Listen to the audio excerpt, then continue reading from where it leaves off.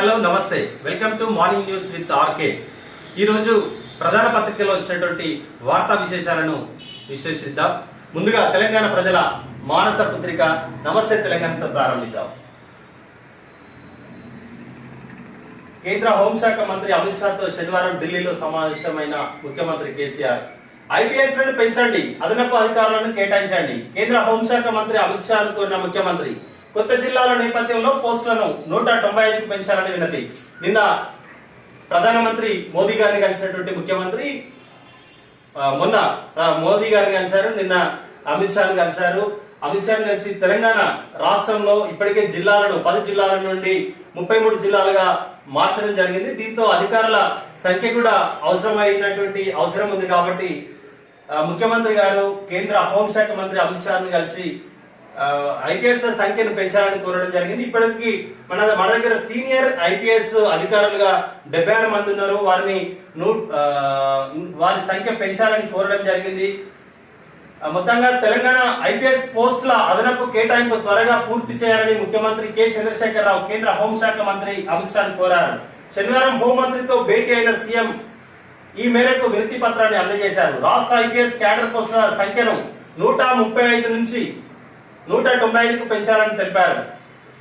Senior duty అధికారుల సంఖ్య ప్రస్తుతం 76గా ఉన్నదని దాన్ని 105కు పెంచాలని విజ్ఞప్తి చేశారు. రాష్ట్ర విభజన తర్వాత కేంద్ర హోంశాఖ 2016లో ఐపీఎస్ క్యాడర్ రివ్యూ చేసిందని తెలిపారు. ఆ సమయంలో తెలంగాణకు 76 సీనియర్ డ్యూటీ పోస్టులు సహా మొత్తం 139 ఐపీఎస్ పోస్టులను మంజూరు చేసిందని పేర్కొన్నారు. తెలంగాణ జిల్లాల పునర్వ్యవస్థీకరణ తర్వాత రాష్ట్రంలో అధికారుల అవసరం పెరిగిందని వివరించారు. పోలీస్ జిల్లాల సంఖ్య 20కి, పోలీస్ కమిషనరేట్ల సంఖ్య 9కి పెరిగిందని తెలిపారు. దీన్ని దృష్టిలో పెట్టుకుని అదనపు పోస్టులను కేటాయించాలని కోరుతూ ఈ ఏడాది జూన్ 24న హోంశాఖకు ప్రతిపాదన పంపినట్లు ముఖ్యమంత్రి కేసీఆర్ అమిత్ షాకు గుర్తు చేశారు. కొత్తగా ఏర్పడిన జోన్లు, మల్టీ జోన్లు, పోలీస్ జిల్లాల్లో శాంక్షన్డ్ క్యాడర్ పోస్టులు లేవని, కొత్తగా పోస్టుల మంజూరుతో ఈ సమస్య తీరుతుందని పేర్కొన్నారు. ఐపీఎస్ క్యాడర్ రివ్యూను అత్యవసర అంశంగా పరిగణించాలని, వీలైనంత త్వరగా పోస్టులు మంజూరు చేయాలని సీఎం కేసీఆర్ అమిత్ షాను కోరారు. ఖచ్చితంగా 10 జిల్లాలుగా ఉన్నటువంటి తెలంగాణను 33 జిల్లాలుగా చేసిన తర్వాత ప్రతి జిల్లాకు ఒక ఐపీఎస్ క్యాడర్ తో ఎస్పీ, అదేవిధంగా జిల్లా కమిషనరేట్స్ లో మన పోలీస్ కమిషనర్ గా అధికారులను నియమించాల్సినటువంటి అవసరం ఉంటుంది. కాబట్టి ఖచ్చితంగా మన జిల్లాల పునర్వ్యవస్థీకరణలో భాగంగా ఏదైతే హామీ ఇచ్చిందో వెంటనే కేంద్ర ప్రభుత్వం ఐపీఎస్ సంఖ్యను పెంచాల్సినటువంటి అవసరం ఉంది. నేరాలను అదుపులోకి రావాలంటే కూడా మానిటరింగ్ ఉండాలి. ఇప్పుడు పోలీస్ స్టేషన్ లో ఉన్నటువంటి ఎస్ఐలను, సిఐలను, ఏసీపీ గారు, ఏసీపీలను ఎస్పీ, అదేవిధంగా కమిషనరేట్లలో కమిషనరేట్ రెగ్యులర్ గా మానిటరింగ్ చేస్తూ ఉంటారు. వారానికి ఒకసారి క్రైమ్ మీటింగ్స్, అదేవిధంగా లా అండ్ ఆర్డర్ ఏ విధంగా ఉందనేటువంటి మీటింగ్స్ జరుగుతున్నటువంటి నేపథ్యంలో సీనియర్ అధికారులు ఉంటేనే ప్రాపర్ గా మానిటరింగ్ చేసేటువంటి అవకాశం ఉంటుంది. కాబట్టి తెలంగాణలో నేర రహితమైనటువంటి తెలంగాణగా మారాలంటే ఉన్నతమైనటువంటి అధికారులు సంఖ్య తొందరగా పెంచాల్సినటువంటి అవసరం ఉంది. మరొక ముఖ్యాంశం, పండుగల తర్వాతే హుజురాబాద్ ఉప ఎన్నిక సూత్రప్రాయంగా వెల్లడించిన ఈసీ. వర్షాలు, కరోనాతో ఎన్నికకు ఆటంకం. దీపావళి తర్వాతే షెడ్యూల్ వచ్చే ఛాన్స్, లేకుంటే యూపీతో పాటే జనవరిలో. హుజురాబాద్ ఉప ఎన్నిక ఇప్పట్లో లేనట్టుగానే కనిపిస్తుంది. ఎందుకంటే బెంగాల్లో సెప్టెంబర్ 30వ తారీఖు నాడే ఎన్నికలకు నోటిఫికేషన్ జారీ చేస్తున్నటువంటి కేంద్ర ఎన్నికల కమిషన్ మన దగ్గర హుజురాబాద్, అదేవిధంగా ఆంధ్రలో కూడా బద్వేల్ నియోజకవర్గం ఉన్నట్టుంది. అక్కడ 2 స్థానాల్లో మాత్రం మన దగ్గర ఇక్కడ రాష్ట్ర ప్రభుత్వాలు కావచ్చు, ఇక్కడ నుండి పోయినటువంటి రిపోర్టు కేంద్ర ప్రభుత్వానికి, కేంద్ర ఎలక్షన్ కమిషన్ కి ఒకవైపు పండుగలు, మరొక వైపు కరోనా 3rd స్టేజ్ కూడా ప్రారంభం అనేటువంటి అంశాలను దృష్టిలో పెట్టుకొని ఇక్కడ ఎన్నికలను వాయిదా వేసినట్టుగా ఉంది. అంటే ఇంకా పూర్తిగా సూత్రప్రాయంగానే వెల్లడించిన ఈసీ హుజురాబాద్ అసెంబ్లీ స్థానానికి ఉప ఎన్నిక ఇప్పట్లో జరిగే అవకాశం లేదు. ఓ పక్క కరోనా 3వ వేవ్ తరుముకొస్తుండడం, ఇంకో పక్క పండుగల సీజన్ తో పాటు భారీ వర్షాలు కురుస్తుండటంతో ఉప ఎన్నిక మరికొంత జాప్యం అయ్యే సూచనలు కనిపిస్తున్నాయి. ఎన్నికల నిర్వహణపై అన్ని రాష్ట్రాల అభిప్రాయాలు తీసుకున్న కేంద్ర ఎన్నికల సంఘం కూడా సూత్రప్రాయంగా ఇదే విషయాన్ని వెల్లడించింది. శనివారం పశ్చిమ బెంగాల్, ఒడిశాలో 4 అసెంబ్లీ స్థానాలకు ఎన్నికల షెడ్యూల్ ను విడుదల చేసిన ఎలక్షన్ కమిషన్ హుజురాబాద్ తో పాటు మరో 12 రాష్ట్రాల్లోని ఉప ఎన్నికలపై ఎలాంటి నిర్ణయం తీసుకోలేదంటూ ఒక ఐటమ్ ఉంది. హుజరాబాద్ ఉప ఎన్నికను నిజంగా దీపావళి తర్వాతనో లేదంటే జనవరిలోనో జరిగేది ఉంటే అప్పటి వరకు అభ్యర్థులు ఇప్పటికే ప్రతిరోజు అక్కడ ఒక దసరా పండుగ జరుగుతుంది. మరి అన్ని రోజులు ఏ విధంగా మేనేజ్ చేస్తారో నాయకులు ఒక రోజు ఒక పార్టీలో మరొక రోజు మరొక పార్టీకి జంప్ అవుతున్నటువంటి పరిస్థితి ఉంది. ఇలాంటి సందర్భంలో వారన్నింటినీ కాపాడుకుంటూ క్యాడర్ ని కాపాడుకుంటూ ఇటు టిఆర్ఎస్ కావచ్చు అటు బీజేపీ కావచ్చు ఇద్దరు కూడా వారిని ఎన్నికల వరకు తీసుకెళ్లాలంటే కాస్త కాస్ట్లీ అయ్యేటువంటి అవకాశమే ఉంది. అంటే ఎలక్షన్ కమిషన్ ఇంకా పూర్తిగా నిర్ణయాన్ని ఎప్పుడు ప్రకటిస్తుందో చూడాల్సినటువంటి అవసరం ఉంది. దీపావళి తర్వాతనా లేదంటే యూపీలో జరిగేటువంటి సాధారణ ఎన్నికలతో పాటుగానే బై ఎలక్షన్స్ కూడా మన దగ్గర జరిపేటువంటి అవకాశం ఉందనేది ఒక వార్త. చినుకు చినుకు వరదై హైదరాబాద్ చుట్టుపక్కల వర్ష బీభత్సం. సిద్దిపేట జిల్లాలో 11 సెంటీమీటర్లు, హైదరాబాద్ లో 9.8 సెంటీమీటర్స్. రాజధాని నగరంలో కుండపోత, ప్రధాన రహదారులు జలమయం. 4 రోజులు అతి భారీ వానలు, నేడు బంగాళాఖాతంలో అల్పపీడనం. నిన్న హైదరాబాద్ లో తో పాటుగా చాలా జిల్లాల్లో విపరీతమైనటువంటి భారీ వర్షాలతోటి నిజంగా చాలా చోట్ల అతలకుతలమైనటువంటి పరిస్థితి ఉంది. హైదరాబాద్ లో అయితే పెద్ద బీభత్సం. అనేక లోతట్టు ప్రాంతాలు హైదరాబాద్ లో ఉన్నాయి. గత సంవత్సరం కూడా మనం చూసినాం, తీవ్రమైనటువంటి ఇబ్బందులకు గురైన హైదరాబాద్ ప్రజలు. అసలు రోడ్లు అయితే కనిపించే పరిస్థితే లేదు. నిన్న మధ్యాహ్నం స్టార్ట్ అయినటువంటి వర్షం రాత్రి వరకు కూడా చాలా కుండపోతగా హైదరాబాద్ లో బీభత్సమైనటువంటి వర్షం పడ్డది. అయితే దీనికి ప్రజలు కూడా కొంత జాగ్రత్తగా ఉండాలి. అవసరమైతే మాత్రమే బయటికి వెళ్లాల్సినటువంటి పరిస్థితి ఉంది. వర్షం ఇంకొక 2 రోజులు కూడా ఉండేటువంటి అవకాశం ఉంటుంది కాబట్టి బంగాళాఖాతంలో అల్పపీడనం అంట. కాబట్టి ప్రజలు కూడా చాలా జాగ్రత్తగా ఉండాల్సినటువంటి అవసరం ఉంది.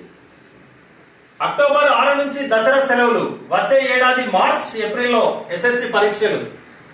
213 పనిదినాలతో 2021-22 విద్యా సంవత్సరం అకాడమిక్ క్యాలెండర్ విడుదల చేసిన విద్యాశాఖ. విద్యార్థులకు హెల్త్ కార్డులు నిర్వహించాలని ఆదేశం. తెలంగాణ ప్రభుత్వం విద్యాశాఖ అక్టోబర్ 6 నుండి ఇక్కడ స్కూల్స్ అన్నిటికీ కూడా దసరా సెలవులను నిర్ణయించడం జరిగింది. అదేవిధంగా ఒక అకాడమిక్ క్యాలెండర్ ని కూడా నెక్స్ట్ ఇయర్ అకాడమిక్ క్యాలెండర్ ని కూడా రిలీజ్ చేయడం జరిగింది. 213 పనిదినాలతోటి అకాడమిక్ క్యాలెండర్ విడుదల చేసిండ్రు. విద్యార్థులకు హెల్త్ కార్డులు నిర్వహించాలని కూడా ఆదేశం. చాలా గుడ్ డెసిషన్. ఎందుకంటే విద్యార్థుల యొక్క ఆరోగ్య పరిస్థితిని ఎప్పటికప్పుడు తెలుసుకునేటువంటి అవకాశం ఉంటుంది. విద్యార్థులు ఆరోగ్యంగా ఉంటేనే భవిష్యత్తు ఆరోగ్యంగా ఉంటుంది. కాబట్టి ప్రభుత్వం తీసుకునేటువంటి నిర్ణయం నిజంగా అప్రిషియేట్ చేయాల్సిందే. మరోవైపు సిజేఐ జస్టిస్ ఎన్వి రమణ గారు నిన్న బార్ కౌన్సిల్ ఆఫ్ ఇండియా సన్మానం చేసినటువంటి సందర్భంలో జడ్జీల కొరతే సవాల్, నియామకాలపై కేంద్రం వేగంగా నిర్ణయం తీసుకోవాలి. కోర్టుల్లో మౌలిక సదుపాయాలు, సిబ్బందికి కొరత, త్వరలోనే కేంద్రానికి నివేదిక. Chief justice NV Ramana. జడ్జీల కొరతే సవాల్. ఎందుకంటే కోట్లాది మంది ప్రజలు ఉన్నటువంటి ఈ దేశంలో చాలా వందల సంఖ్యలో ఉన్నటువంటి న్యాయమూర్తులు పూర్తి స్థాయిలో న్యాయం చేయలేనటువంటి పరిస్థితులే ఉన్నాయి. ఎందుకంటే ప్రతి రోజు కూడా కోర్టులలో కేసుల సంఖ్య విపరీతంగా పెరిగిపోతుంది. కానీ వాటి పరిష్కారం మాత్రం అంత కేసులు దాఖలైనంత ఈజీగా పరిష్కారం మాత్రం కావట్లేదు. కాబట్టి జడ్జిల సంఖ్య తొందరగా పెరగాలి. ఒక కొలిజియం సిఫార్సు చేసినప్పుడు వెంటనే నియామకాలకు సంబంధించి కూడా కేంద్ర ప్రభుత్వం వెంటనే నిర్ణయాలు తీసుకోవాలని కోరడం జరిగింది. చాలా మంచి నిర్ణయమే. కాకపోతే జస్టిస్ ఎన్వి రమణ గారికి కూడా మాదొక చిన్న విజ్ఞప్తి.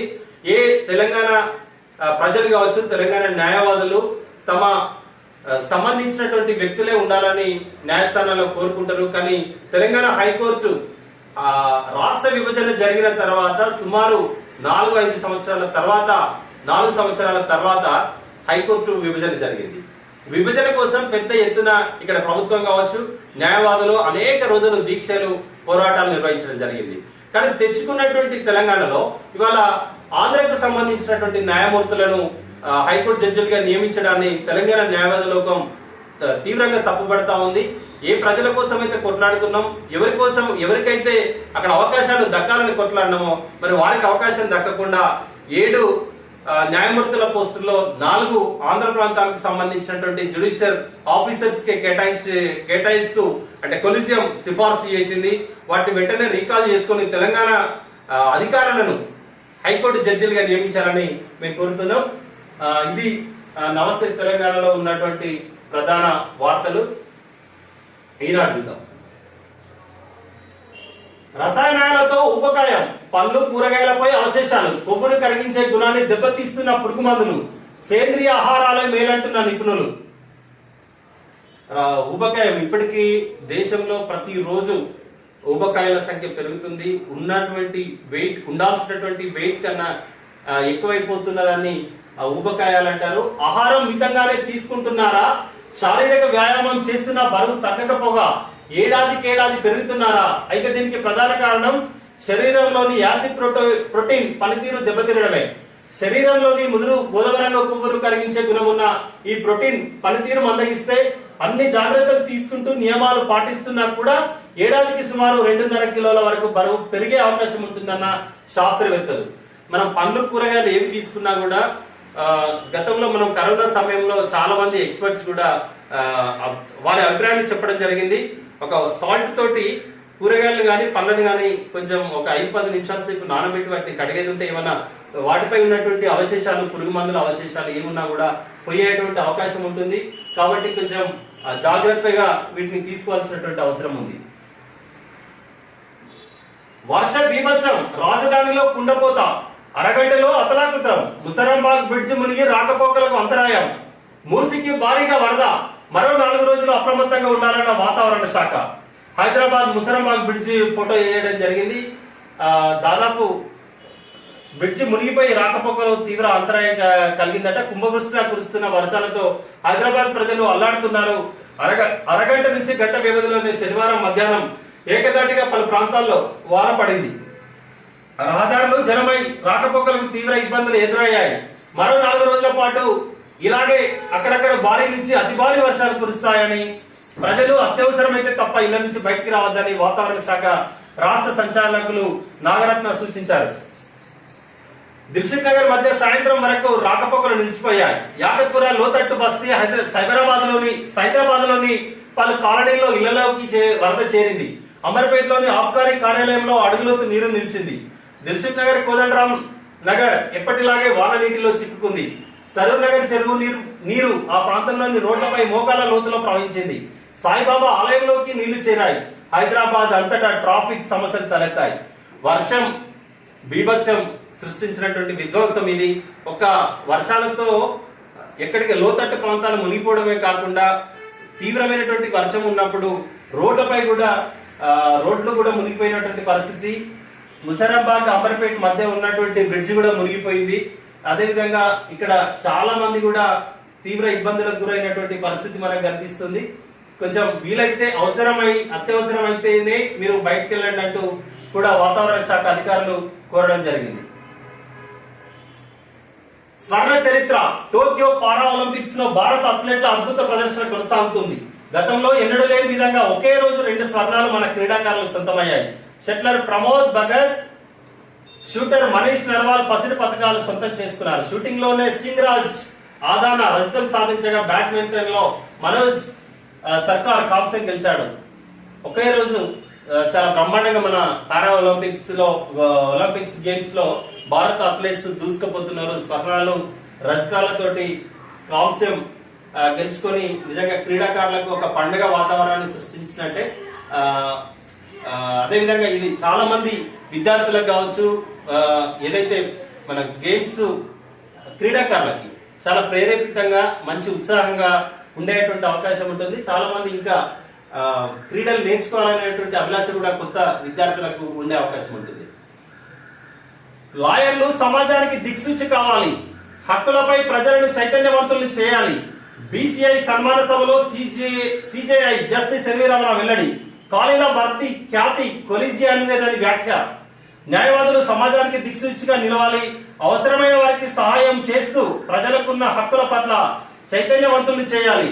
న్యాయవాదులు వంతెనలు నిర్మించలేరు, టవర్లు కట్టలేరు, ఇంజన్లు తయారు చేయలేరు, కానీ ఇబ్బందులను, ఒత్తిడిని తగ్గించగలుగుతారు, తప్పులను సరిదిద్దుతారు, ఇతరుల భారాలను స్వీకరించి వారికి శాంతియుతమైనటువంటి జీవితాన్ని ప్రసాదించగలుగుతారు అని సుప్రీంకోర్టు ప్రధాన న్యాయమూర్తి ఎన్వి రమణ పేర్కొన్నారు. చీఫ్ జస్టిస్ కావడంతో పాటు చరిత్రలో ఎన్నడూ లేని విధంగా ఒకేసారి 9 మంది న్యాయమూర్తుల నియామకం చేపట్టిన సందర్భంగా బార్ కౌన్సిల్ ఆఫ్ ఇండియా శనివారం ఆయన్ని సన్మానించింది.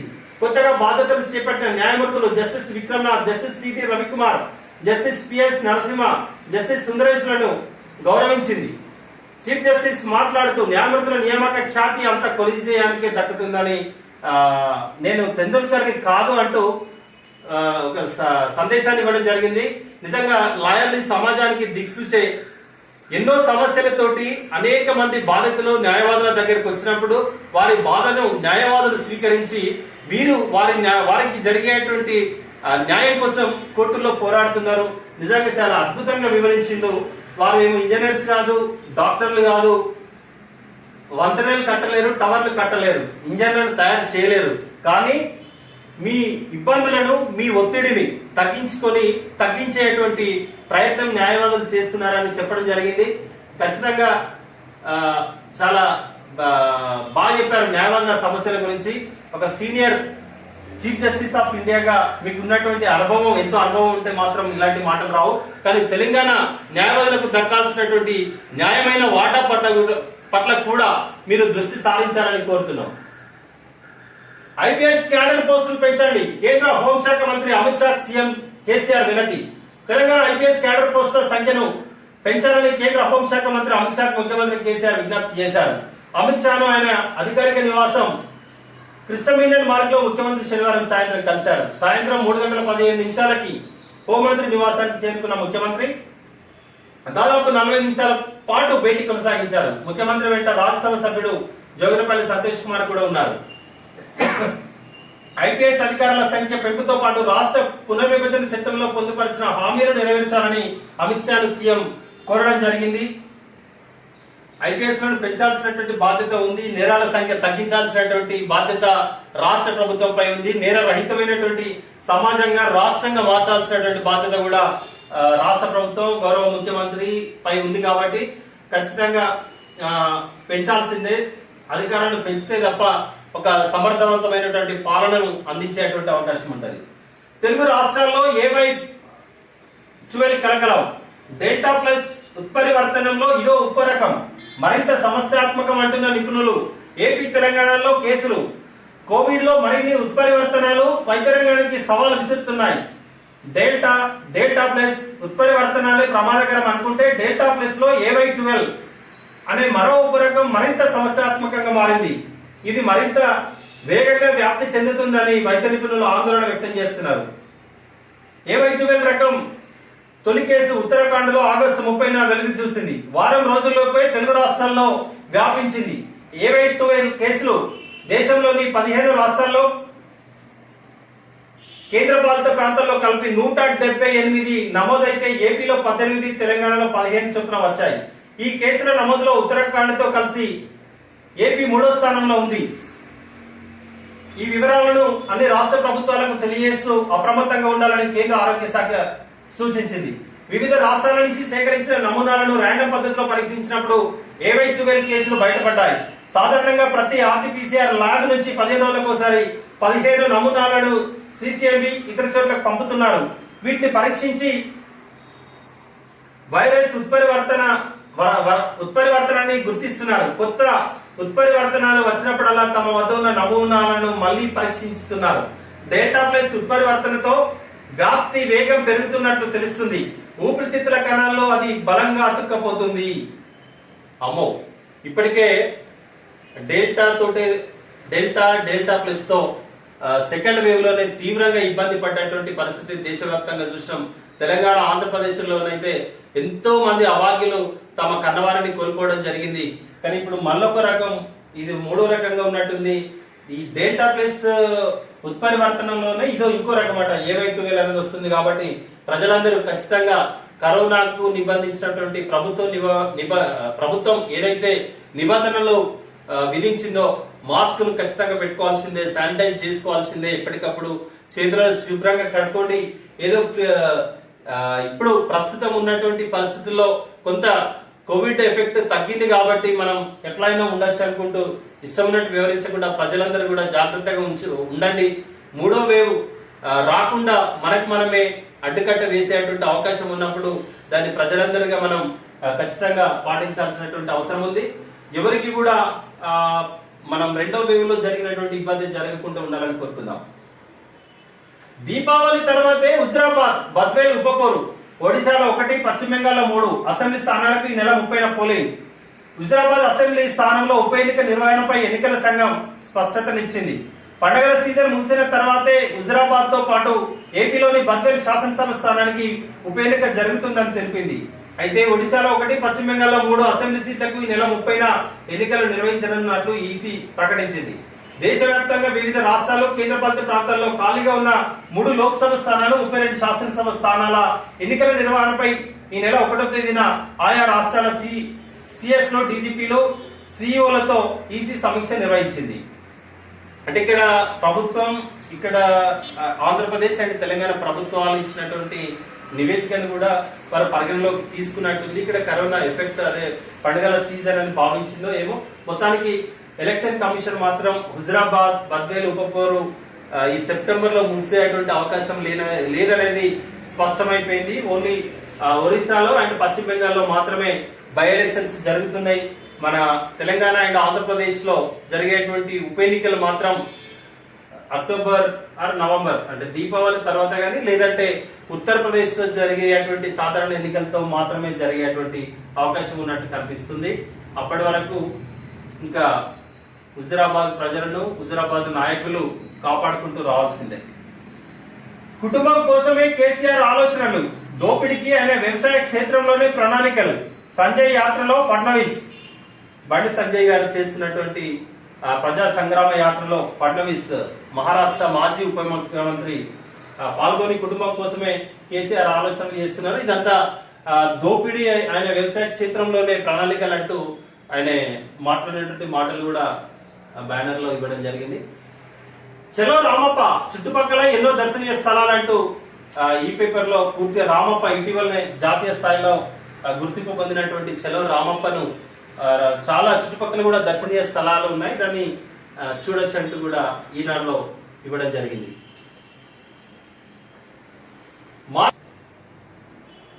ఆంధ్రజ్యోతి పత్రికలో చూద్దాం. తెలంగాణ ప్రాజెక్టులన్నీ గోదావరి రివర్ మేనేజ్మెంట్ బోర్డు పరిధిలోనే ఉంచాలి. కాళేశ్వరం 3వ టీఎంసీ ని అనుమతి లేని జాబితాలో చేర్చాలి. రాష్ట్ర విభజన తర్వాత నిర్మించే ప్రాజెక్టులన్నీ అనుమతులు లేనివే. విద్యుత్ ఉత్పాదనకు అయ్యే నీటిని కూడా లెక్కించాలి. కేంద్ర ప్రభుత్వానికి ఆంధ్రప్రదేశ్ జలవనరుల శాఖ లేఖ అంటూ ఒక బ్యానర్ ఇవ్వడం జరిగింది. కృష్ణా ట్రిబ్యునల్ కు పట్టు, కేంద్ర సర్కారుపై ఒత్తిడికి రాష్ట్ర ప్రభుత్వం నిర్ణయం. జలశక్తి మంత్రితో భేటీకి సీఎం కేసీఆర్ యత్నాలు. న్యాయశాఖ నుంచి ఫైల్ తెప్పించుకొని విధాన నిర్ణయం తీసుకోవాలని కోరనున్న ముఖ్యమంత్రి. గోదావరి ప్రాజెక్టులకు సత్వర అనుమతిపై సైతం 2 నదుల జలాలపై సమస్యలని నివేదించాకే రాక కృష్ణా నీటిలో వాటాలు తీర్చాలని కోరే అవకాశం. తెలుగు రాష్ట్రాల మధ్య కృష్ణా జలాల వివాదాన్ని పరిష్కరించేందుకు వీలుగా ట్రిబ్యునల్ ఏర్పాటుపై సత్వర నిర్ణయం తీసుకునేలా కేంద్ర ప్రభుత్వంపై ఒత్తిడి తేవాలని రాష్ట్ర ప్రభుత్వం నిర్ణయించింది. ఈ నెల 1న ఢిల్లీ పర్యటనకు వెళ్లిన సీఎం కేసీఆర్ ఈ దిశగా ముమ్మర ప్రయత్నాలు చేస్తున్నారు. ఇప్పటికే ప్రధానమంత్రితో పాటు కేంద్ర హోంశాఖ మంత్రితో భేటీ అయినటువంటి సీఎం కేంద్ర జలశక్తి మంత్రి గజేంద్ర సింగ్ షెకావత్ తో సమావేశానికి పూర్తి ఏర్పాట్లు చేసుకున్నారనేది ఒక వార్త. కృష్ణా నదిలో మనకు రావాల్సినటువంటి వాటా గురించి ముఖ్యమంత్రి గారు తెలంగాణ ప్రయోజనాలను ఎప్పుడు కూడా ఫలంగా పెట్టేటువంటి అవకాశం ఉండదు. ఎందుకంటే మనం తెలంగాణ రాష్ట్ర ఉద్యమం నుండి కూడా మనం పరిశీలిస్తున్నాం. ముఖ్యమంత్రి ఎప్పుడు కూడా తెలంగాణ ప్రజలకు నష్టం జరిగేటువంటి ఏ నిర్ణయాన్ని కూడా ముఖ్యమంత్రి గారు ఉండరు. ఖచ్చితంగా మనకి ఏ హక్కులైతే రావాలో ఆ హక్కుల రక్షణ కోసం, ఆ హక్కుల సాధన కోసం అనితరంగా కృషి చేయడంలో ఏమాత్రం వెనుకకూడనేటువంటి విషయం తెలంగాణ ప్రజలకు తెలిసిందే. హుజురాబాద్ ఉప ఎన్నిక దీపావళి తర్వాతే. ఏపీలోని బద్వేల్ బైపోల్ కూడా. కేంద్ర ఎన్నికల సంఘం స్పష్టత. రాష్ట్ర ప్రభుత్వాల సూచన మేరకే ఈ నిర్ణయం తీసుకున్నట్లు వెల్లడి. ఎన్నిక వాయిదా కోసం టీఆర్ఎస్ తప్పుడు నివేదిక అంటున్న బీజేపీ. హుజురాబాద్ ఉప ఎన్నిక ఉత్కంఠ వీడింది. కరోనా పరిస్థితులు చూసుకొని పండుగల సీజన్ ముగిశాక ఎన్నిక నిర్వహిస్తామని కేంద్ర ఎన్నికల సంఘం స్పష్టతనిచ్చింది. ఆంధ్రప్రదేశ్ లోని బద్వేల్ అసెంబ్లీ ఉప ఎన్నిక కూడా దీపావళి తర్వాతే జరిగే అవకాశాలు ఉన్నాయని తెలిపింది.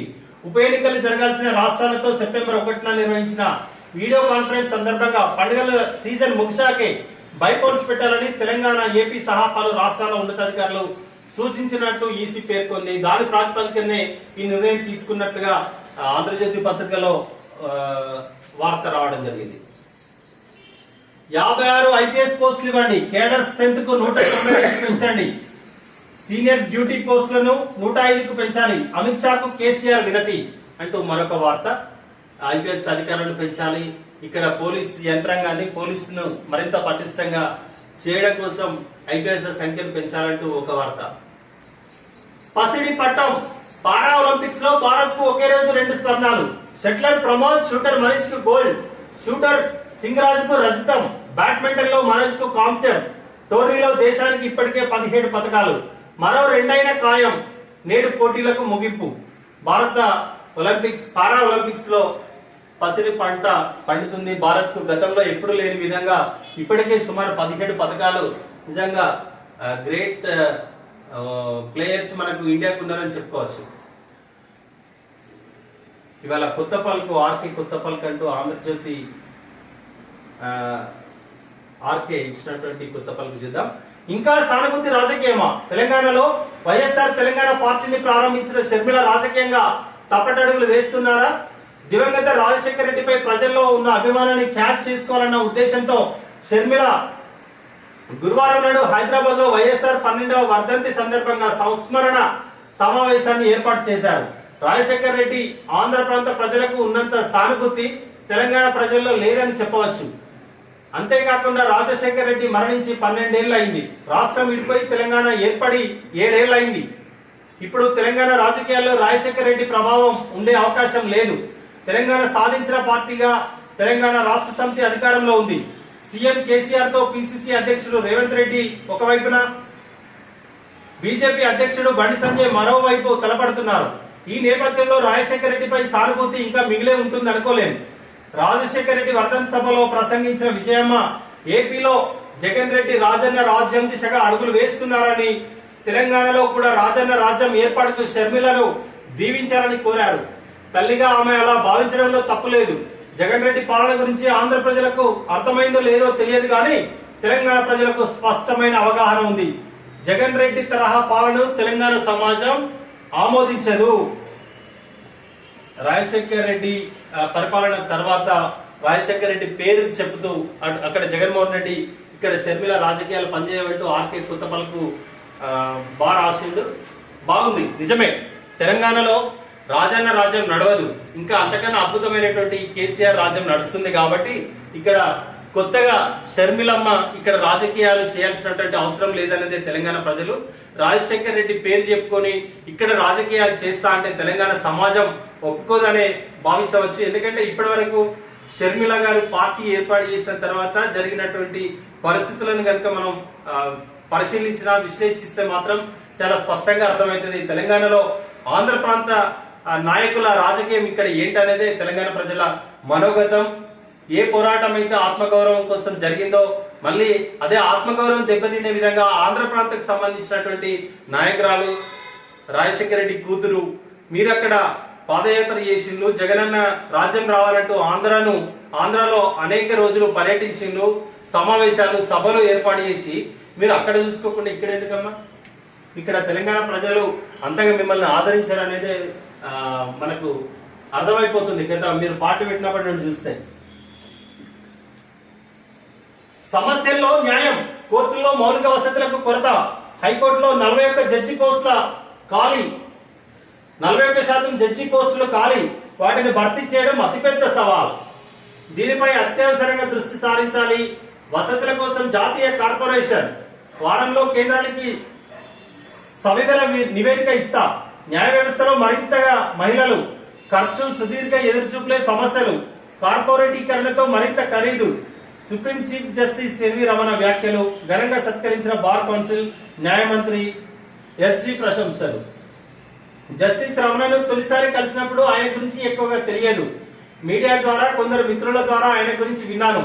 ఉన్నతమైన వ్యక్తిత్వం ఉన్న జస్టిస్ రమణ న్యాయ చరిత్రలో కొత్త అధ్యాయాన్ని సృష్టిస్తారంటూ కిరణ్ రిజిజు కేంద్ర న్యాయశాఖ మంత్రి నిన్న మాట్లాడినటువంటి మాటలు నిజంగా అత్యవసరమైనటువంటి దృష్టి సారించాల్సిందే. 41% అంటే ఓవరాల్ గా దేశంలో 41% జడ్జెస్ కొరత ఉంది. దీనివల్ల న్యాయం అందించలేకపోతున్నాం. బాధితులకు సత్వర న్యాయం అందాలంటే న్యాయమూర్తుల సంఖ్య పెరగాల్సిందే. దానికోసం అత్యవసరంగా దృష్టి సారిస్తామంటున్నారు. ధన్యవాదాలు జస్టిస్ రమణ గారు. మీరు ఏ ప్రజలైతే మీ మీద ఇక్కడ తెలుగు ప్రజలు పెట్టుకున్నటువంటి ఆశలను వమ్ము చేయకుండా అద్భుతమైనటువంటి మీ స్టైల్లో పరిపాలన, అడ్మినిస్ట్రేషన్, న్యాయమూర్తి అంటే కేవలం అక్కడ హైకోర్టులో తన బెంచ్ ముందు తీర్పులు ఇవ్వడమే కాదు, మొత్తం దేశంలో ఉన్నటువంటి న్యాయ వ్యవస్థను కూడా అడ్మినిస్ట్రేట్ చేయాల్సినటువంటి బాధ్యత చీఫ్ జస్టిస్ గారి పైన ఉంది. కాబట్టి ముందుగా మీరు వచ్చిన వెంటనే న్యాయమూర్తులను నియమించడం చాలా గొప్ప విజయం. దానిపై ఇంకా వసతులు కల్పించాలని కూడా ఒక కార్పొరేషన్ ఏర్పాటు చేయాలని కేంద్రానికి నివేదిక ఇస్తా అంటున్నారు. న్యాయ వ్యవస్థలో మరింత మంది మహిళలు, ఇప్పటికే 4 మహిళలు సుప్రీంకోర్టుకు రావడం జరిగింది, దేశ చరిత్రలోనే మొట్టమొదటిసారి. అదేవిధంగా నిన్న గౌహతి హైకోర్టుకు ఒక గిరిజన మహిళను హైకోర్టు న్యాయమూర్తిగా నియమించడం జరిగింది. ఇవన్నీ ఒక చారిత్రాత్మకమైనటువంటి నిర్ణయాలు. దేశంలో సగమైనటువంటి మహిళలకు కూడా సమానమైనటువంటి వాటా దక్కాల్సిందే. వాళ్ళు ఇంకా నిజంగా న్యాయం జరగాలంటే మహిళలు న్యాయ వ్యవస్థలోకి రావాల్సిందే.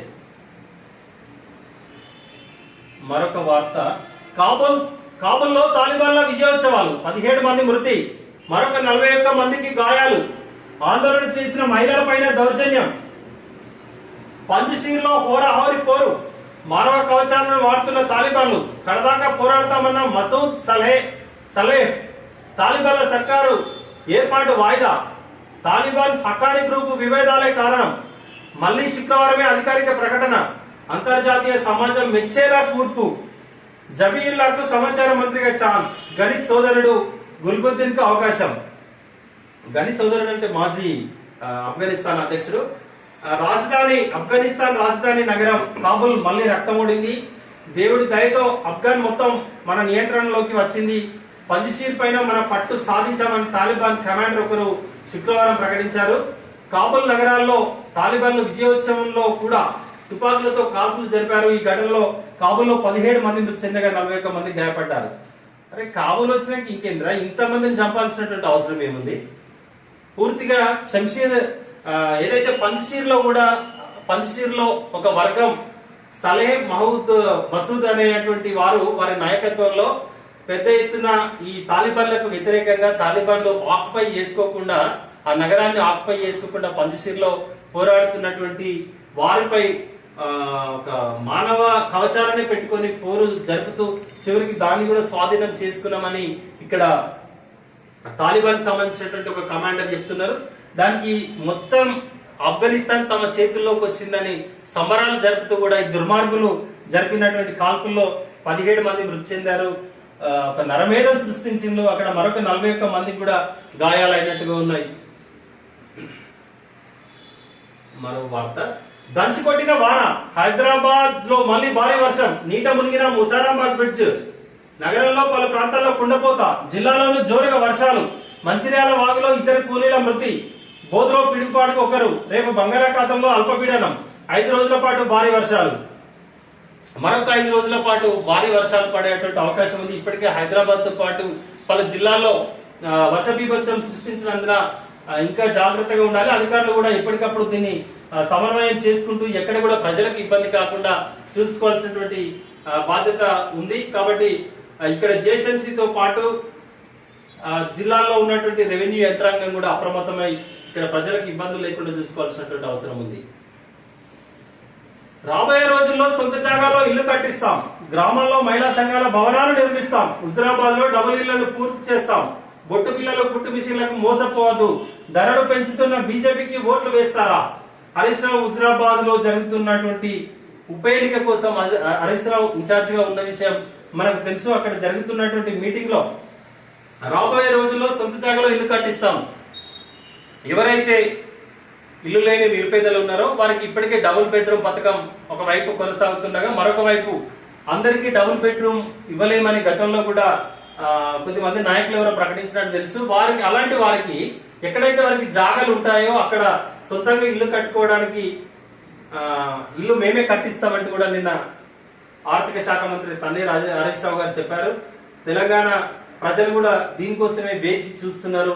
ఇప్పటికీ ఏ మండలంలో కూడా పూర్తి స్థాయిలో రాష్ట్రంలో ఉన్నటువంటి ఎక్కడ కూడా పూర్తి స్థాయిలో డబుల్ బెడ్రూమ్ ఇళ్ళ వర్క్ పూర్తి కాలేదు, ఇంకా లబ్ధిదారులకు కూడా చాలా చోట్ల అందించలేదు. కాబట్టి తెలంగాణ ఏర్పడ్డ 7 సంవత్సరాల నుండి అనేక మంది ప్రభుత్వంపై ఆశలతో వేచి చూస్తున్నారు. గూడు లేనటువంటి పేదలందరికీ కూడా మీరు ఆశాదీపం కావాలి. కేసీఆర్ గారి నాయకత్వంలో మీరు ఆర్థిక మంత్రిగా ఉన్నారు కాబట్టి హరీష్ రావు గారు ఖచ్చితంగా దీనిపై దృష్టి సారించాలి. పేదలకు ఇల్లు లేని పేదలందరికీ కూడా ఇల్లు అందించాల్సినటువంటి బాధ్యత రాష్ట్ర ప్రభుత్వంపై ఉంది. 213 రోజుల బడులు, ఏప్రిల్ 23 వరకు తరగతుల నిర్వహణ, జూన్ 12 వరకు వేసవి సెలవులు, అకాడమిక్ క్యాలెండర్ విడుదల చేసిన ఆ విద్యాశాఖ. విద్యా సంస్థల్లో 100% టీకాలు ఇవ్వాల్సిందే. ప్రభుత్వ ప్రైవేట్ టీచర్లు సిబ్బందికి తప్పకుండా ఇవ్వాల్సిందే. 10లోగా ప్రక్రియను పూర్తి చేయండి. జిల్లా కలెక్టర్లకు సర్కార్ ఆదేశాలు. మొత్తం పని దినాలను 213 రోజులుగా నిర్ణయిస్తూ అకాడమిక్ క్యాలెండర్ ను విద్యాశాఖ విడుదల చేయడం జరిగింది. దాంతో పాటుగా టీచర్స్, గవర్నమెంట్ అండ్ ప్రైవేట్ టీచర్లు అందరికీ కూడా వ్యాక్సినేషన్ పూర్తి కావాలి. 10లోగా ఈ ప్రక్రియను మొత్తం పూర్తి చేయాలంటూ జిల్లా కలెక్టర్లకు విద్యాశాఖ ఆదేశాలు. ఆపరేషన్ ఒక డాక్టర్ 7 గంటలు 101 కుటుంబ నియంత్రణ శస్త్రచికిత్సలు. ఛత్తీస్గఢ్ లో ఘటన, అక్కడి సర్కార్ సీరియస్. వైద్యుడికి షోకాజు, దర్యాప్తుకు ఆదేశం. రోజుకొక సర్జన్, గరిష్టంగా 30 మందికి చేయాలి. పోటెత్తితే తప్పలేదు, వైద్యుడి వివరణ.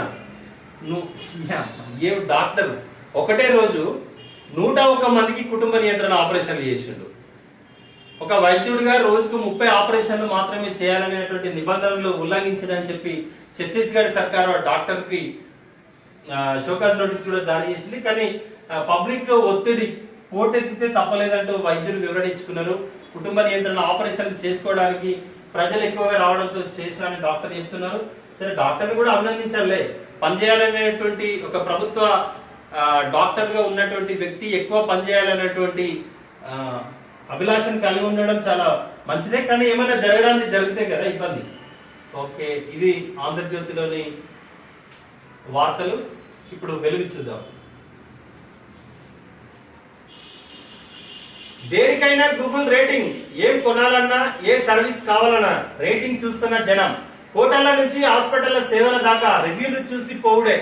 రేటింగ్స్, రివ్యూలు ఇవ్వాలని కస్టమర్లను కోరుతున్న సంస్థలు. ఫ్రీ పబ్లిసిటీ, ఖర్చు లేకుండా ప్రమోషన్ అవుతుండడంతో చాలా ఇంట్రెస్టింగ్. నిజమే, ఇవాళ మనం ఏ వస్తువు కొనాలన్నా గూగుల్లో సెర్చ్ చేసిన తర్వాతనే, ఈవెన్ సినిమాకు వెళ్ళాలన్నా కూడా రివ్యూ, పబ్లిక్ ఒపీనియన్ ఎట్లుంది, రివ్యూను చూసిన తర్వాతనే సినిమాస్ కి వెళ్తున్నారు. రివ్యూ చూసిన తర్వాతనే ఏది కొనాలన్నా, ఏ హోటల్కి వెళ్ళాలన్నా కూడా రివ్యూ చూసుకున్న తర్వాతనే పోతున్నారు. అంటే ఈ అంతర్జాలం, ఇంటర్నెట్ వచ్చిన తర్వాత ఇంటర్నెట్ అందరికీ కూడా అవైలబిలిటీలోకి వచ్చింది. అరచేతిలో ఇప్పుడు మనకు ఫోన్ ఉండడం వల్ల అంతర్జాతీయంగా ఎక్కడ ఏం జరుగుతుంది, ఎక్కడ ఏది ఉంది, ఏది ఎప్పుడు తీసుకోవాలనేటువంటి పూర్తి అంశాలు కూడా మనం మొబైల్ ద్వారానే తెలుసుకుంటున్నాం. ఏది ఆర్డర్ చేయాలన్నా కూడా రేటింగ్ చూసిన తర్వాతనే ఆర్డర్ చేస్తున్నారు. గుండు సూది నుంచి విమాన ప్రయాణం దాకా. ఒకప్పుడు ఏదైనా వస్తువు కొనాలనుకుంటే అంతకుముందు కొన్నాళ్ళని అడిగి తెలుసుకునేటోళ్ళం. ఎక్కడికైనా వెళ్ళాలంటే అక్కడ ఎట్లుంది, ఒక పర్యాటక ప్రాంతానికి వెళ్ళాలంటే అక్కడ ఏ విధంగా ఉందని ఎవరైనా పోయేది ఉంటే వాళ్ళని అడిగేది. కానీ ఇప్పుడు గూగుల్లోనూ సెర్చ్ చేస్తున్నారు. ఏ ప్రాంతంలో ఏమేమి చూడదగిన ప్రాంతాలు కావచ్చు, దేవాలయాలు కావచ్చు, మనం ఎక్కడికైతే వెళ్తున్నామో అక్కడ వివరాలు, అక్కడ మన పరిస్థితులు, ఏ విధమైనటువంటి అకామిడేషన్ వివరాలు కావాలన్నా కూడా పూర్తిగా మనం గూగుల్లోనే ఇవాళ డిపెండ్ అవుతున్నారు. నిజానికి పిల్లలు కూడా ఏదైనా ఒక మీనింగ్ తెలియకుంటే ఇంతకుముందు డిక్షనరీ చూసేది, ఇప్పుడు గూగుల్లోనే సెర్చ్ చేస్తున్నారు. ప్రతి దానికి కూడా ఇవాళ గూగులే ప్రధానమైనటువంటిది అయిపోయింది. కానీ దీన్ని ఏదైనా మనకు అవకాశం ఉన్నప్పుడు మంచిగా వాడుకుంటే ఏదైనా బాగానే ఉంటది, చెడుకు వాడుకున్నప్పుడే సమస్య. విద్యార్థులు ఇప్పుడు ఆన్లైన్ క్లాసులు జరుగుతున్నటువంటి రోజులు ఉన్నాయి కాబట్టి తల్లిదండ్రులు అందరూ కూడా ఒక కన్నేసి ఉంచండి. విద్యార్థులు మంచితో పాటు చెడును కూడా గూగుల్ ద్వారా తెలుసుకునేటువంటి అవకాశం ఉంటుంది, ఇంటర్నెట్ ద్వారా తెలుసుకునేటువంటి అవకాశం ఉంది. కాబట్టి తప్పుదారి పట్టకుండా విద్యార్థులు వాళ్ళను మానిటరింగ్ చేయాల్సినటువంటి అవసరం ఉంది. లాభం నష్టం రెండు ఉన్నాయి. మనం ఫీడ్బ్యాక్ కోసం గూగుల్ పై ఆధారపడితే లాభం నష్టం రెండు ఉన్నాయి. మనం పెట్టే రివ్యూల్ని గూగుల్ క్రాస్ చెక్ చేస్తుంది. 10 మందిని అడగనవసరం లేకుండా గూగుల్ రేటింగ్ చూసి ఓ నిర్ణయానికి రావచ్చు. అలాగని ప్రతి రేటింగ్ 100% కరెక్ట్ అని చెప్పలేము. ఎథికల్ హ్యాకర్ ఆయన అభిప్రాయం చెప్పిండు, అవన్నీ కూడా కరెక్ట్ కాదు అండి. బీసీ లోన్లు పత్తా లేవు, ఈ ఏడాది కూడా మొండి చేయి. మార్చిలోనే యాక్షన్ ప్లాన్ సర్కారు పంపిన ఆఫీసర్లు 1400 కోట్లతో 1.6 లక్షల మందికి ఇవ్వాలని టార్గెట్. 6 నెలలైనా అప్రూవ్ చేయని రాష్ట్ర ప్రభుత్వం. బడ్జెట్ లో మాత్రం 1000 కోట్లు కేటాయించినట్టు గొప్పలు. 3 ఏళ్లుగా లోన్లు ఇచ్చడే లేదు. 7 ఏళ్లలో ఇచ్చింది 2 సార్లే. అటు ఉద్యోగ నోటిఫికేషన్లు లేక, ఇటు ఉపాధులు లేక, లోన్లు రాక యువత తిప్పలు. బీసీ నిరుద్యోగ యువతకు ఈ ఏడాది కూడా రాష్ట్ర సర్కార్ మొండి చేయి చూపింది. బీసీ సంక్షేమ శాఖ పరిధిలో ఇచ్చే సబ్సిడీ లోన్లు పత్తా లేవు. లోన్ల కోసం అధికారులు యాక్షన్ ప్లాన్ రెడీ చేసి సర్కారుకు పంపించిన ఉలుకు పలుకు లేదు. 6 నెలల నుంచి దాన్ని పెండింగ్ లో పెడుతుంది. బడ్జెట్ లో మాత్రం 1000 కోట్లు కేటాయించినట్లు గొప్పలు చెప్పుకుంటుంది. వాస్తవానికి 2018 అసెంబ్లీ ఎన్నికలు అయినప్పటి నుంచి ఒక్కరికి కూడా ప్రభుత్వం బీసీ లోన్లు మంజూరు చేయలే. అధికారులు పంపిన యాక్షన్ ప్లాన్ ను మూలకు పడేస్తూనే ఉంది. మొత్తంగా తెలంగాణ వచ్చినప్పటి నుండి ఈ 7 ఏళ్లలో 2 సార్లు మాత్రమే బీసీ లోన్లు విడుదలయ్యాయి. ప్రభుత్వ తీరుపై బీసీ నిరుద్యోగ యువత మండిపడుతున్నారంటూ బీసీ లోన్లు 7 సంవత్సరాల్లో 2 సార్లునే ఇచ్చిండ్రు. ఇప్పటికి 1400 కోట్లతో 1,60,000 మందికి ఇవ్వాలంటూ గత టార్గెట్, అంటే మందికి ఇవ్వాలని ఒక టార్గెట్ ప్రభుత్వం నిర్ణయించుకుంది. 6 నెలలైనా కూడా రాష్ట్ర ప్రభుత్వం ఇంకా అప్రూవ్ చేస్తలేదు. 1000 కోట్లు కేటాయించింది బడ్జెట్ లో, కానీ అవి మాత్రం కేటాయిస్తలేరంటూ ఒక స్టోరీ వెలుగు వాళ్ళు ఇవ్వడం జరిగింది. ఓకే, బీసీలకు ఆర్థికంగా ఎదగాలంటే ఇప్పుడు అందరు ఉద్యోగాలు కల్పన, ప్రభుత్వ ఉద్యోగులే అందరు కాలేరు కాబట్టి వారికి స్వయం ఉపాధి కావాలంటే పేద బలహీన వర్గాలకు సంబంధించినటువంటి పేద బిడ్డలు అనేక మంది ఉన్నత విద్యలు చదువుకొని ఉన్నారు కాబట్టి ఆ విద్యావంతులు తమ సొంత కాళ్ళపై నిలబడడానికి ప్రభుత్వం లోన్ ఇచ్చి వారిని ఆదుకోవాల్సినటువంటి అవసరం ఉంది. అట్లయితేనే ఇప్పుడు ఇక్కడ ఒక విద్యార్థి కూడా చెప్తున్నారు, నేను డిగ్రీ చదివిన, ప్రభుత్వ ఉద్యోగం కోసం ప్రిపేర్ అవుతున్నా, నోటిఫికేషన్లు వేస్తలేరు. బీసీ కార్పొరేషన్ నుంచి లోన్ తీసుకొని సొంతంగా కంప్యూటర్ హార్డ్వేర్ షాప్ పెట్టుకుందామని అనుకుంటున్నా, కానీ 3 ఏళ్ల నుంచి లోన్లు బంద్ పెట్టిండ్రు, ఎప్పుడు ఇస్తారో తెలుస్తలేదు. ఇట్లా అయితే ఎట్లా అంటూ ఒక నిరుద్యోగి తన ఆవేదనను వ్యక్తం చేయడం జరిగింది. నిరుద్యోగులకు రాష్ట్ర ప్రభుత్వం వెంటనే దీనిపై దృష్టి సారించి నిరుద్యోగ వెనుకబడిన తరగతులకు సంబంధించినటువంటి ఉపాధి కోసం వెతుకుతున్నటువంటి బీసీలను ప్రభుత్వం లోన్లు ఇచ్చి ఆదుకోవాల్సినటువంటి అవసరం ఉంది. వ్యాక్సిన్ వేసుకున్నోళ్లకు, వేసుకోనోళ్లకు నో ఎంట్రీ. హాల్స్, మాల్స్, పార్కులు, పబ్లకు పోవాలంటే టీకా మస్ట్. హైదరాబాద్ లో ఈ నెలాఖరు నుంచి అమలు చేసే ఛాన్స్. వ్యాక్సిన్ సర్టిఫికేట్ ఉండాల్సిందే. ప్రభుత్వానికి హెల్త్ డిపార్ట్మెంట్ ప్రతిపాదన. లెటర్ లో 95% మందికి కనీసం సింగిల్ డోస్, మిగతా 5% మందికి వారంలో పూర్తి చేసేందుకు ప్లాన్. ప్రభుత్వం ఒక మంచి నిర్ణయం తీసుకుంది. వ్యాక్సిన్ వేసుకుంటేనే హాల్స్, మాల్స్ కావచ్చు, పార్కులు కావచ్చు, వీటికి పోవాలంటే వ్యాక్సిన్ వేసుకున్న వాళ్ళకి అనుమతిస్తామంటున్నారు. ఎట్లంటే మాప్ గా చాలా మంది ఒకటేసారి మాల్స్ అయినా, పార్కులకైనా, పబ్బులకైనా ఒకే దగ్గర క్రౌడ్ ఉంటుంది కాబట్టి ఆ క్రౌడ్ మెయింటైన్ చేసినప్పుడు మళ్ళీ కరోనా ఉధృతి ఒకరి నుండి ఒకరికి వచ్చేటువంటి అవకాశం ఉంటుంది. కాబట్టి ఎవరైతే టీకా వేసుకుంటారో, 2 డోసులు పూర్తి చేసుకుంటారో వారిని మాత్రమే అనుమతించాలి. ఆ సర్టిఫికేట్ చూపిస్తేనే అనుమతించాలి. దీన్ని వచ్చే నెల, ఈ నెలాఖరు అంటే వచ్చే నెల నుంచి అమలు చేసేటువంటి అవకాశం ఉందనేది ఒక వార్త. హుజరాబాద్ బైపోల్ పండుగ తర్వాతే స్పష్టం చేసిన కేంద్ర ఎన్నికల సంఘం. ఇప్పట్లో పెట్టద్దని సిఎస్ లెటర్. దీని ఆధారంగానే నిర్ణయం తీసుకున్న ఈసీ. అక్టోబర్ లేదా నవంబర్ లో నిర్వహించే ఛాన్స్. బెంగాల్లో 3, ఒడిశాలో 1 స్థానానికి షెడ్యూల్ విడుదల. హుజరాబాద్ బైపోలు అదే ఇక్కడ రాష్ట్ర ప్రభుత్వ అధికారులు ఇచ్చినటువంటి నివేదిక తర్వాతనే కేంద్ర ఎలక్షన్ కమిషన్ నిర్ణయం తీసుకుంది. అందుకే తెలంగాణలో ఎలక్షన్ ఇప్పుడు పెట్టడం లేదు. కేవలం ఒడిశా అండ్ పశ్చిమ బెంగాల్లో మాత్రమే ఎలక్షన్ నిర్వహిస్తున్నట్టు ఒక వార్త. మోడీకి 70% మంది జై. ప్రధాని నరేంద్ర మోడీకి దేశంలో 70% ప్రజల ఆమోదం ఉందని మార్నింగ్ కన్సల్ట్ సంస్థ నిర్వహించిన గ్లోబల్ లీడర్ అప్రూవల్ రేటింగ్ సర్వేలో వెల్లడి. మోడీ గారిని 70% మంది జై కొడుతున్నారట. ధరలనే మన సిలిండర్ ధరలు ఇంకా పెంచాలనో ఏమో, మరి ఎందుకు పెంచుతున్నారో, ఎందుకు ఆయన చేకూడుతున్నారో మరి అర్థమైతలేదు. బడి పిల్లలకు 100% syllabus. School education department academic calendar release చేసింది. మొత్తం 213 వర్కింగ్ డేస్ ఉండనున్నాయి. ఈ ఏడాది 100% సిలబస్ ను పరిగణలోకి తీసుకొని ఉన్నారు. అకాడమిక్ క్యాలెండర్ విడుదల చేసినటువంటి వార్త 213 వర్కింగ్ డేస్ ను ఉంచడం. ఇంకోటి ఐపీఎస్ లను పెంచండి అంటూ ముఖ్యమంత్రి అమిత్ షా కలిసినటువంటి వార్త ఒకటి. 2 గోల్డ్ మెడల్స్ పారా ఒలింపిక్స్ లో ఇప్పటికే మొత్తం 17 గోల్డ్ మెడల్స్. నిన్న 2 గోల్డ్ మెడల్స్ అండ్ 1 సిల్వర్ 1 కాంస్యం గెలిచిన వార్త ఒకటి. ఐటీఆర్ ఫైలింగ్ కు ఈ నెల 30 డెడ్ లైన్. వ్యక్తిగత ట్యాక్స్ పేయర్లు ఈ నెలాఖరులోపు ఐటీ రిటర్నులు ఫైల్ చేయాలని, డెడ్ లైన్ తర్వాత 5,000 ఫైన్ కట్టాల్సి ఉంటుందని ఆదాయ పన్ను శాఖ పేర్కొంది. ఇన్కమ్ ట్యాక్స్ రిటర్న్ ఫైల్ చేసే వారికి సెప్టెంబర్ 30 వరకు, అంటే ఇదే నెల 30 వరకు డెడ్ లైన్ విధించింది. ఆ తర్వాత వ్యక్తిగతంగా మీరు ఫైల్ చేయాలనుకుంటే మాత్రం 5,000 రూపాయల జరిమానా అవుతుందట. ఎవరైతే ట్యాక్స్ పేయర్స్ ఉన్నారో వాళ్ళు ఈ నెలాఖరులోపు మీ చార్ట్ అకౌంటెంట్ కానీ మీ అకౌంటెంట్స్ కి చెప్పి ఫైల్ చేయించుకోవాలని ఒక వార్త. సంబరాల్లో 17 మందిని కాల్చిండ్రు. ఆఫ్ఘన్ లో తాలిబాన్ల అరాచకాలకు సాధారణ జనం బలవుతున్నారు. పంజషీర్ ను గెలిచామని సంబరాలు చేసుకుంటూ ఇష్టానుసారం కాల్పులకు దిగి 17 మందిని చంపేశారు. ఈ ఘటనలో మరో 41 మంది గాయపడ్డారంటూ కాబూల్ కి సంబంధించిన ఆఫ్ఘనిస్తాన్ లోని కాబూల్ నగరంలో జరిగిన మారణ హోమంకు సంబంధించినటువంటి ఒక వార్త. హైదరాబాద్ లో మస్తు వాన. రాష్ట్రంలో పలుచోట్ల శనివారం ఉరుముల మెరుపులతో భారీ వర్షాలు పడ్డాయి. హైదరాబాద్ లో కొన్ని ప్రాంతాలు వరద నీటితో అతలాకుతలమయ్యాయంటూ ఒక వార్త. ఇక్కడ ఖర్చుకు భయపడి కోర్టులకు వస్తలేరు. ఖర్చులు ఎక్కువ అవ్వడం, తీర్పులు లేట్ అవుతుండటంతో దేశంలో లక్షలాది మంది కోర్టులకు రాలేకపోతున్నారని supreme chief justice NV Ramana అన్నారు. దేశవ్యాప్తంగా జడ్జీల ఖాళీలు ఎక్కువే ఉన్నాయని చెప్పారు. జ్యుడిషియరీలో మహిళలు కూడా తక్కువే ఉన్నారని, అతి కష్టం మీద సుప్రీంలో మహిళా జడ్జీల సంఖ్యను 11% తెచ్చామని చెప్పారు. ఖర్చుకు భయపడే కోర్టులకు వస్తలేదు. ఇప్పటికీ విదేశాలకు సంబంధించినటువంటి సంస్థలు కూడా ఇక్కడ న్యాయ వ్యవస్థలో వారికి కూడా అవకాశం ఇవ్వడం జరిగింది. రేపు కార్పొరేటీకరణలో భాగంగా విదేశీ సంస్థలు ఇక్కడికి వచ్చి వారు అడ్వకేట్స్ గా ప్రాక్టీస్ చేయబోతున్నారు. ఇంకా వారు వచ్చేదంటే ఇంకా కాస్ట్లీగా మారేటువంటి అవకాశం ఉంటుంది. ఇక్కడ ఉన్నటువంటి న్యాయవాదులను కాకుండా